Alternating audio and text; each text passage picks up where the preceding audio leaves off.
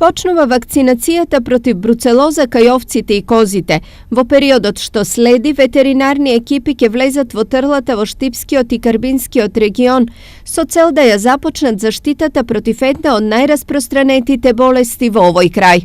Во тек на овие 2-3 месеци ќе настојуваме да се заврши и ова активност како би можеле да извршиме обележување на новородените единки, односно на јагнињата и јарињата, а воедно и превентивна заштита вакцинирање од болеста бруцелоза. Вакцинацијата воедно и можност да се изврши контрола и пребројување на стадата. Кај оние единки кај кои се отпаднати ушните маркици ќе се врши одма замена, што значи држателите ќе мораат на своите единки и да ги имаат маркиците на двете уши како не би имале проблем со инспекциите кои верувам дека ова година ќе бидат малку и поригорозни, бидејќи знаете за секоја единка државата одвојува средства, односно ги субвенционира.